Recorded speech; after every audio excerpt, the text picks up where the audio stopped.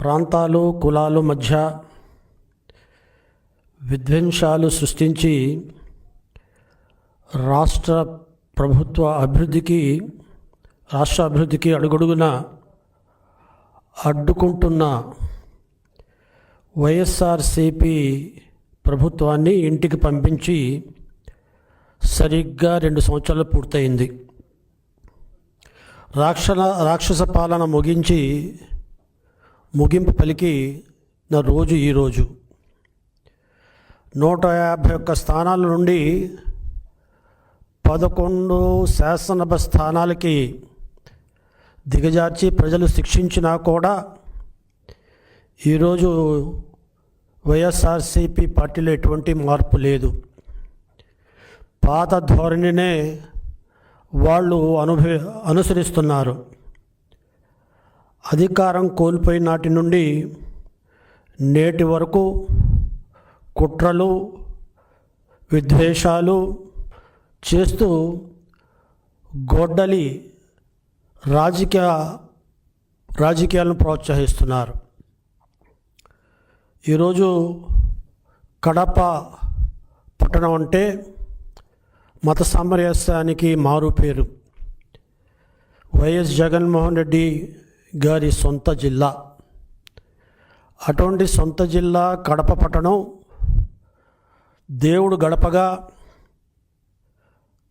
Aamir peer దర్గా ఉన్న పవిత్ర ప్రాంతంగా, అదే రకంగా ప్రపంచ ప్రసిద్ధి చెందిన పురాతన చర్చ్ ఉన్న ప్రాంతంగా, 3 మత విశ్వాసాలకు గుర్తుగా నాందిగా ఉన్న కడప పట్టణం హిందూ ముస్లిం క్రైస్తవులు సోదరభావంతో కలిసిమెలిసి జీవిస్తున్నారు. ఇటువంటి పవిత్ర భావం కలిగిన కడప పట్టణంలో రాజకీయ ప్రయోజనాల కోసం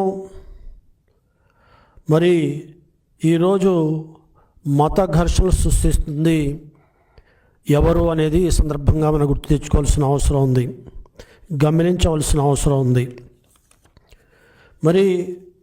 ఈ నెల 9వ తారీఖున కడప ఆల్మాస్ సర్కిల్, చాలా పేరున్న సర్కిల్ అది. ముఖ్యమైన 4 రోడ్ల కూడిక సెంటర్ అది.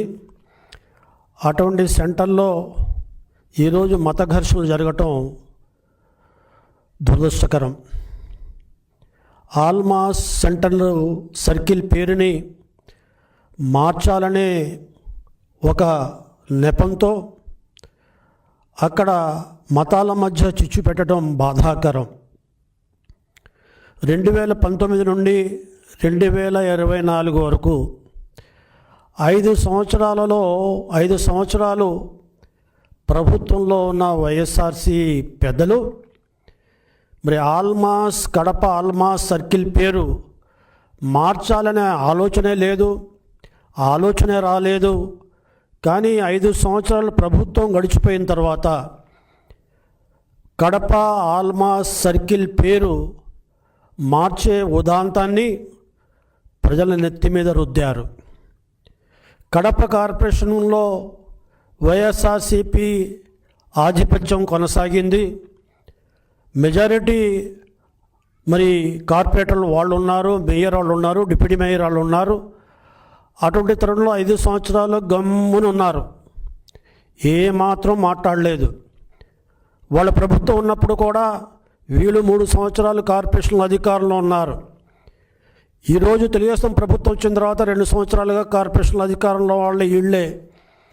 5 సంవత్సరాలు పూర్తి కావస్తున్న తరుణంలో, వారి పదవీకాలం ముగిస్తున్న తరుణంలో వారికి కడప ఆల్మాస్ సర్కిల్ పేరు మార్చాలని, దానిని టిప్పు సుల్తాన్ సర్కిల్గా పెట్టాలనే ప్రతిపాదన ఒకటి దిగిపోయేటప్పుడు, పదవి ముగిసేటప్పుడు ప్రతిపాదించడం ఇది కేవలం రాజకీయ దురుద్దేశంతో చేసింది తప్ప మరొకటి కాదని విషయాన్ని ఈ సందర్భంగా మనవి చేస్తున్నాను. రాష్ట్రంలో అధికారంలో లేరు, కార్పొరేషన్లో కాలం పూర్తయింది. అటువంటి టైంలో సర్కిల్ పేరు ఎలా మారుతుంది, ఏ రకం మారుతుంది అనేది ఇంగిత జ్ఞానం ఉన్న వాళ్ళు ఎవరు కూడా ఆలోచిస్తారు. అటువంటి ఆలోచన చేయకుండా ప్రభుత్వం మీద, తెలుగుదేశం పార్టీ మీద, స్థానిక ఎమ్మెల్యే మీద, తెలుగుదేశం ఎమ్మెల్యే మీద బురద చల్లాలనే ప్రయత్నంతో, రాజకీయంగా లబ్ధి పొందాలనే దురుద్దేశంతో ఇటువంటి ప్రతిపాదనని తీసుకురావటం ఈరోజు వైఎస్ఆర్సీపీ దివాళాకోరు రాజకీయాలకి, మతాల మధ్య చిచ్చు పెట్టే విధానానికి ఒక నిదర్శనం అనే సందర్భంగా మనం చేస్తున్నాను. ఈరోజు మరి ముఖ్యంగా ఏదైతే అక్కడ పేరు మార్చాలని ప్రతిపాదన వచ్చిందో, వేరే వర్గం వారు కూడా ఆ పేరు కాదు, ఈ పేరు పెట్టండి అని వచ్చారు. ఆ రకంగా రెండు వర్గాల మధ్య విద్వేషం వచ్చింది, మాట పెరిగింది, అధికారులు సముదాయించారు, పోలీసుల మధ్యలో ఉన్నారు, ఇరు వర్గాలను శాంతింపజేయడానికి ప్రయత్నం చేశారు. కానీ అప్పటికే వైఎస్ఆర్సీపీకి చెందిన నాయకులు ఒక పథకం ప్రకారంగా ఎవరైతే మొన్నటి వరకు వైఎస్ఆర్సీపీ అధికారంలో ఉన్నప్పుడు ఉప ముఖ్యమంత్రిగా ఉన్న అమ్జద్ బాషా, స్థానికంగా శాసనసభ్యుడిగా, మాజీ శాసనసభ్యుడిగా ఉన్న వ్యక్తి, ఆ వ్యక్తి యొక్క అనుచరగణం, ఆయనకు దగ్గరుండే అనుచరగణం అంతా కలిసి ఈ ఘర్షణలకు దారి తీయటానికి, మత విద్వేషాలు దారి తీయటానికి మూల కారణం అయ్యారనే విషయం ఈనాడు పోలీసుల యొక్క దర్యాప్తులో తేలిందంటే వీరి నైజం మారదు, మతాల మధ్య చిచ్చు పెట్టాలి, ఆ రకంగా రాజకీయ లబ్ధి పొందాలనే తపన తప్ప నిజంగా వాళ్ళకి చిత్తశుద్ధి ఉండుంటే, నిజంగా కడప ఆల్మాస్ సర్కిల్ పేరు మార్చాలని ఉంటే వాళ్ళ అధికారంలో ఉన్నప్పుడైనా చేసి ఉండాలి. లేకపోతే ఈనాడు స్థానిక సంస్థల ఎన్నికలు రాబోతున్నాయి, మున్సిపల్ ఎన్నికలు రాబోతున్నాయి. నువ్వు ఎన్నికల మేనిఫెస్టోలో పెట్టి ఆ రకంగా ఎన్నికల్లో పోయి ఆ రకంగా మద్దతు కూడగట్టాలి తప్ప ఈ రకంగా దొడ్డిదారిలో పోయి ప్రజల్ని రెచ్చగొట్టి, అమాయకులను రెచ్చగొట్టి ఈనాడు రోడ్డు మీద తీసుకొచ్చి అసంఖ్యాకంగా ఎక్కువ జనాల్ని రోడ్డు మీద తెచ్చి రెండు వర్గాల మధ్య చిచ్చు పెట్టే ప్రయత్నం ఇది సరైనది కాదు, ఇది హర్షించదగ్గది కాదు. ఇది కేవలం రాజకీయ లబ్ధి కోసం రాబోయే రోజుల్లో ఒక వర్గం యొక్క మద్దతుని వైఎస్ఆర్సీపీ స్థానిక సంస్థలు, మున్సిపల్ ఎన్నికల్లో రాబట్టడం కోసం ఈ రకమైన దుశ్చర్యకి పాల్పడిందనేది ఈనాడు నిరూపితం అవుతుందనే విషయాన్ని ఈ సందర్భంగా మనం చేస్తున్నాం. కాబట్టి ఈ రకంగా ఒక సర్కిల్ పేరు మార్చాలన్నా అది స్థానిక శాసనసభ్యుల ప్రమేయం ఉండాలి, ప్రభుత్వ అధికారుల ప్రమేయం ఉండాలి.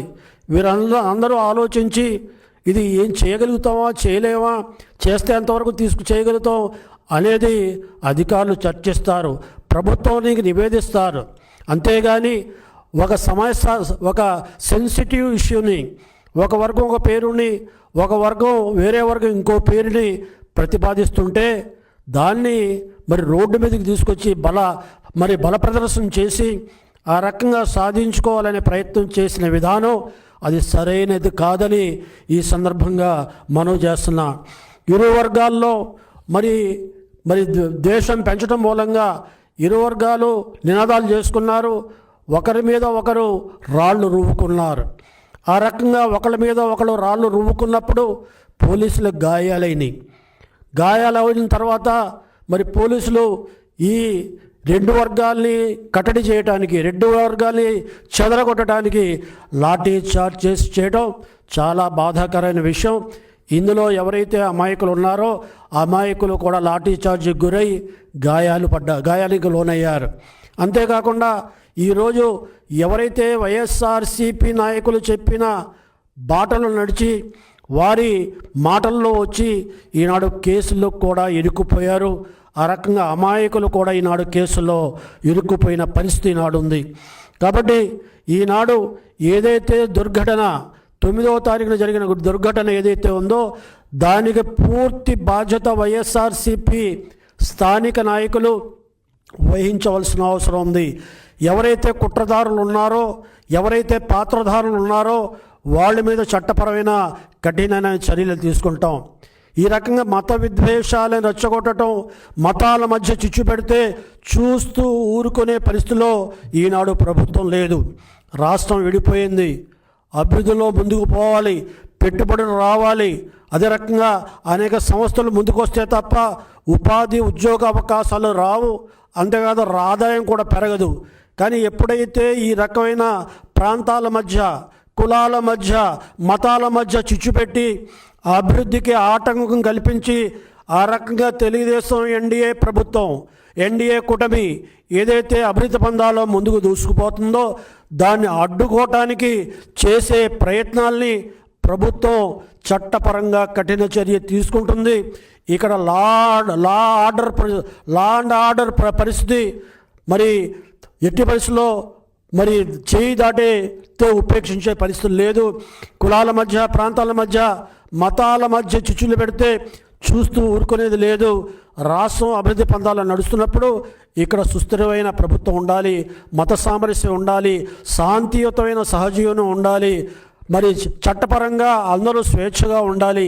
ఎక్కడ కూడా రౌడీజం, ఫ్రాక్షనిజం లాంటి రాకూడదు. కులాల మధ్య మరి ఘర్షణలు జరగకూడదు, మతాల మధ్య ఘర్షణలు జరగకూడదు అనేది తెలుగుదేశం పార్టీ విధానం, తెలుగుదేశం పార్టీ సిద్ధాంతం. అందుకనే ఎన్టీ రామారావు గారు 1983లో ముఖ్యమంత్రి అయినప్పుడు, మొట్టమొదటిసారిగా ముఖ్యమంత్రి అయినప్పుడు రాజకీయ అనుభవం లేకపోయినప్పటికీ, ఆయన సినిమా నటుడుగా ఒకేసారిగా ముఖ్యమంత్రి అయినప్పటికీ కూడా 1983 వరకు హైదరాబాద్ పాత బస్తీలో మత ఘర్షణలు జరుగుతుండేవి. రెండు వర్గాల మధ్య కొట్లాటలు జరిగేవి. అమాయకులైన అటు హిందూ సోదరులు కానీ ఇటు ముస్లిం సోదరులు ప్రాణాలు పోయేవి, ఆస్తులు నష్టమైపోయేవారు. ఆనాడు ఎన్టీ రామారావు గారు ఒకటే చెప్పారు, ప్రాణం ఎవరిదైనా ప్రాణమే, ఆస్తి ఎవరిదైనా ఆస్తే, మానం ఎవరిదైనా మానవే. ప్రభుత్వ పరంగా ఉన్న నేను మరి కులాలకి మతాలకు అతీతంగా ప్రాణ మాన ఆస్తులను పరిరక్షించాల్సిన బాధ్యత నాది అని చెప్పి ఆనాడు చట్టపరంగా కఠినమైన చర్యలు తీసుకోవడం మూలంగా ఎవరైతే ఆనాడు మత విద్వేషాలను రెచ్చగొట్టి మరి మత సామరస్యం దెబ్బతీస్తున్నారో అటువంటి వాళ్ళని మరి చట్టపరంగా ఉక్కు పాదాల కింద వాళ్ళని కఠినంగా శిక్షించడం మూలంగా మరి ఈనాడు హైదరాబాద్లో మత సామరస్యం వెల్లివిరుస్తుంది. కాబట్టి ఈనాడు ఏదైతే సంస్కృతి ఉందో, కాంగ్రెస్ పార్టీలో మత ద్వేషాల ద్వారా ఓటు బ్యాంకు చేసే రాజకీయం ఆనాడు 2004 నుండి 2014 వరకు అధికారంలో ఉన్నప్పుడు కూడా మత ఘర్షణలు జరిగినాయి. ఆనాడు చెన్నారెడ్డి గారిని దింపడానికి కూడా మరి ఆనాడు పాత బస్తీలో లేని మత సంఘర్షణలు సృష్టించి ఆ రకంగా మత విద్వేషాలు జరిగినాయని చెప్పి చెన్నారెడ్డి గారిని మరి అధికారం నుంచి దించేసిన చరిత్ర కూడా మనకుంది. ఆనాడు చెన్నారెడ్డి గారు కూడా మరి ముఖ్యమంత్రి పదవిని దిగిపోతున్నప్పుడు నన్ను ముఖ్యమంత్రి పదవిని దింపడానికే ఈ మత ఘర్షణలు సృష్టించారు అని చెప్పారంటే అధికారం కోసం, రాజకీయం కోసం, రాజకీయ లబ్ధి కోసం దేనికైనా తెగిస్తారు అనేది ఈనాడు కాంగ్రెస్ కానీ వైఎస్ఆర్సీపీ కానీ చేస్తుందనేది ఈనాడు రాష్ట్రంలో రుజువైన సత్యం అని సందర్భంగా మనం చేస్తున్నాం. కాబట్టి ఈనాడు ఎవరైతే కడపలో ఉన్న ఇరు వర్గాల వారు ఉన్నారో ఈరోజు ఇరు వర్గాల వారు శాంతి సామరస్యంగా ఉండండి. ప్రభుత్వం ఎట్టి పరిస్థితుల్లో మత ఘర్షణలను ప్రోత్సహించదు.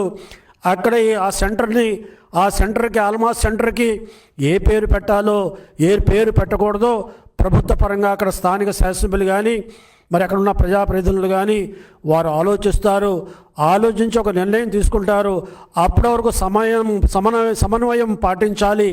ఈనాడు ఈ వైఎస్ఆర్సీపీ కుట్రల్లో వాళ్ళు చేస్తున్న విధానాల్లో మీరు ఉచ్చులో మరి రావద్దని సందర్భంగా మనవి చేస్తున్నా. ఈనాడు వైఎస్ఆర్సీపీ వాళ్ళు చేసిన కుట్రల్లో కొందరు అతి ఉత్సాహంగా పాల్గొన్నారు. వాళ్ళు వేసిన మరి కుట్రలో మరి ఏదైతే కుతంత్రాల్లో కొందరు అత్యుత్సాహంగా పాల్గొనడం మూలంగా కూడా ఈనాడు ఈ ఘర్షణలకు కారణభూతమైందని ఈ సందర్భంగా నేను భావిస్తున్నా.